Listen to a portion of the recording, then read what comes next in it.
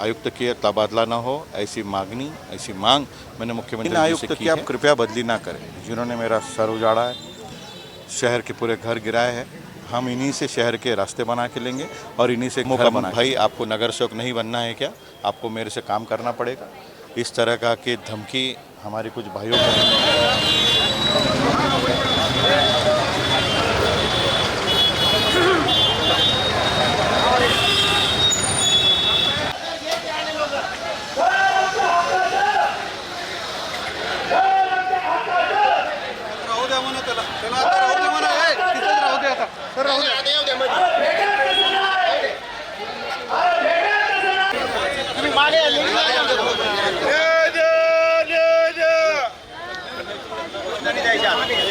आता घोषणा देऊ नका. चलो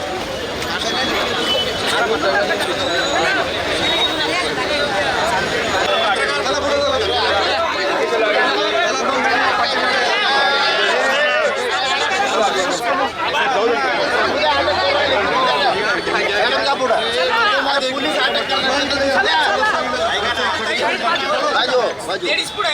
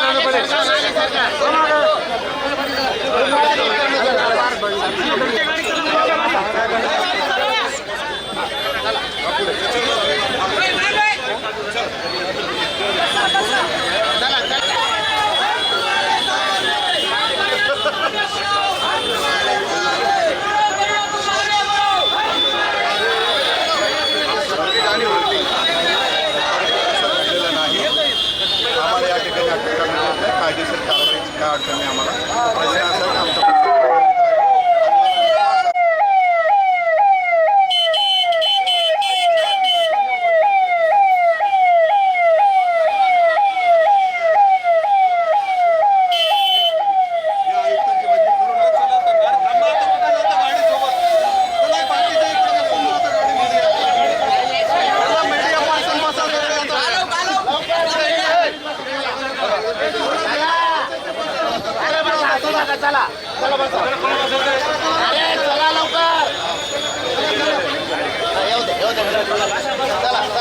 मीडियावालेच बस सगळे आता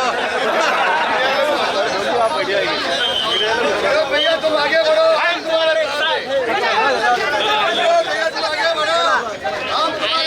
आपण त्या महिला बसू राहिल्या बाकीचे ते पाहते तिकडे मागं पडतंय.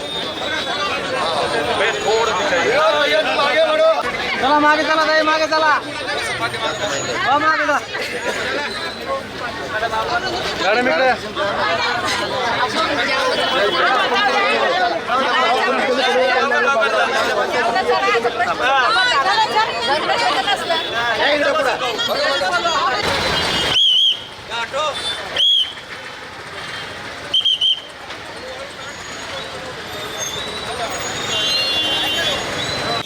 शहर में अतिक्रमण हटाओ मुहिम जोरों शोरों से चल रही थी, आप उसके खिलाफ लड़ रहे हो, बहुत से लोग आपके पीछे आए हैं और इस बारिश के दिनों में उनकी जो हालत है वो बहुत ख़राब है। देखिए, मैं आपको सबसे पहले स्पष्ट कर दूँ, ये अतिक्रमण मुहिम नहीं है, ये दादागिरी गुंडागिरी दड़पशाही की मुहिम है।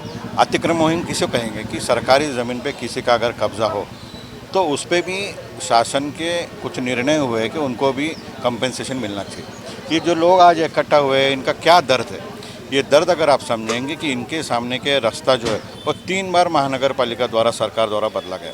पहले 15 मीटर का 30 किया गया, 30 का फिर 60 किया गया और इनके घर उजाड़ने का पाप महानगर पालिका ने किया।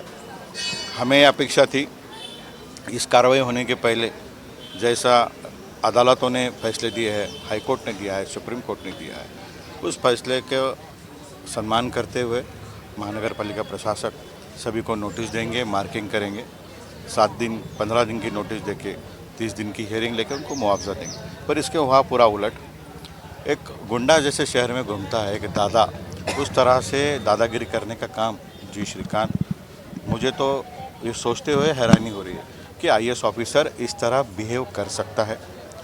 इसकी ये सब जानकारी लेकर मैं महाराष्ट्र के मुख्यमंत्री आदरणीय देवेंद्र फडणवीस साहब को मिला। फडणवीस साहब ने तुरंत से आदेश दिया, कहा कि मैं निर्देश देता हूँ उसकी चौकसी करे और लोगों को मुआवजा दे। माननीय मुख्यमंत्री छत्रपति संभाजीनगर में आए, शहर में आने के बाद उन्होंने कहा कि मैंने सूचनाएं दी है और लोगों को मुआवजा देना चाहिए।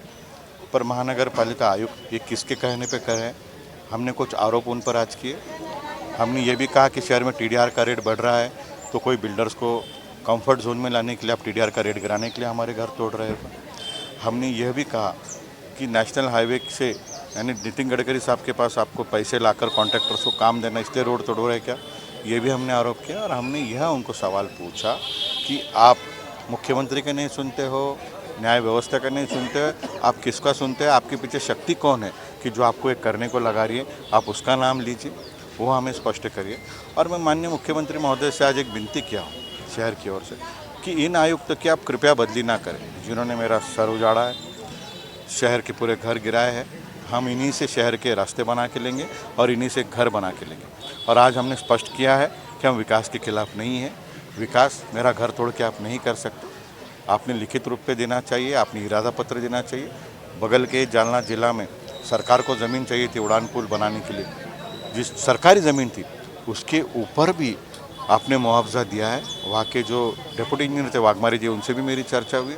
और ये मेरे माता बहनें जो मेरे बाजू में खड़े हैं, ये घर में सुबह सुबह के समय पर खाना बना रहे थे, इन्हें बर्तन निकालने का भी समय नहीं दिया गया और बुलडोज़र के दादागिरी से सबके घर तोड़े गए।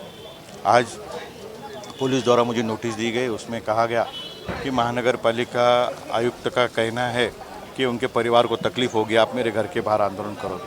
पुलिस प्रशासन के तो हम आभार मानते हैं कि कम से कम वही डिपार्टमेंट एक था जो हमारे निवेदन पे महानगर पालिका को पूछता है कि आपके पास कागज पत्र है क्या, आप घर तोड़ रहे तो ही हम पुलिस बंदोबस्त देंगे। पर मैं महानगर पालिका आयुक्त जी से सवाल पूछूंगा, आपके परिवार के सदस्य, मैं मेरे परिवार के सदस्य मानता हूँ, मैं उनको मेरी बहन मानता हूँ, आपकी बेटी को मैं मेरी बेटी मानता हूँ और हमारे परिवार को, खुद के परिवार को तकलीफ देने का हमारा उद्देश्य नहीं।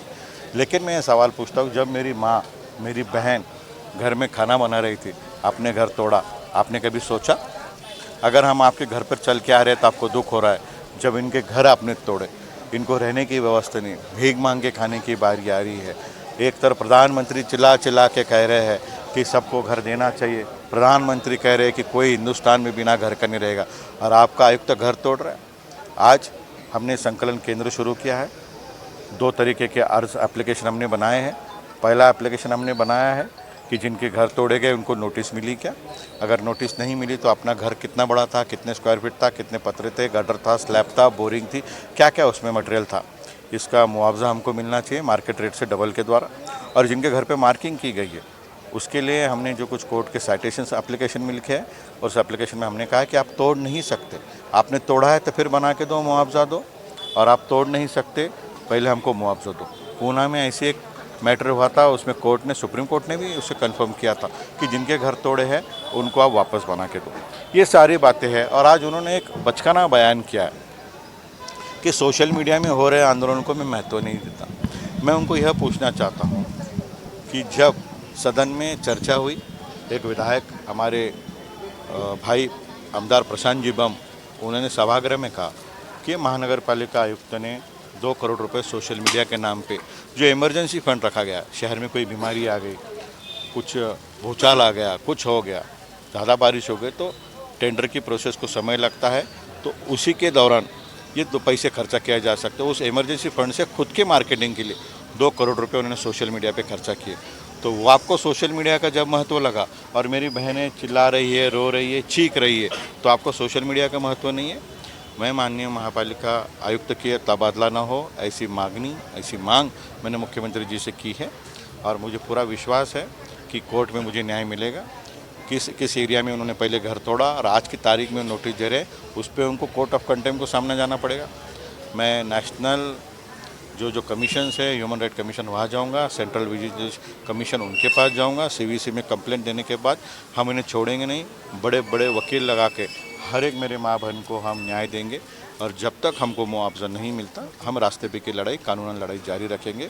और मैं फिर एक बार स्पष्ट करता हूँ कि महानगर पालिका आयुक्त ने आगे आकर इस पर खुलासा देना चाहिए। कोई लोगों को धमकी मिली है आपको चुनाव में खड़ा रहना है या नहीं, चुन के आना है या नहीं, ऐसी कुछ धमकियाँ दी थी देखिए, क्या? मैंने सेल्फ अटेस्ट में बहुत से कागज़ जमा किए हैं।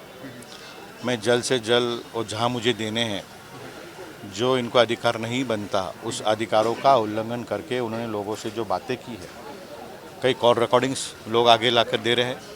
कई जगह लोगों के पास सेल्फ अटैच में लिखा गया है, अमुक भाई आपको नगर सेवक नहीं बनना है क्या, आपको मेरे से काम करना पड़ेगा। इस तरह का कि धमकी हमारे कुछ भाइयों को उन्होंने दी है।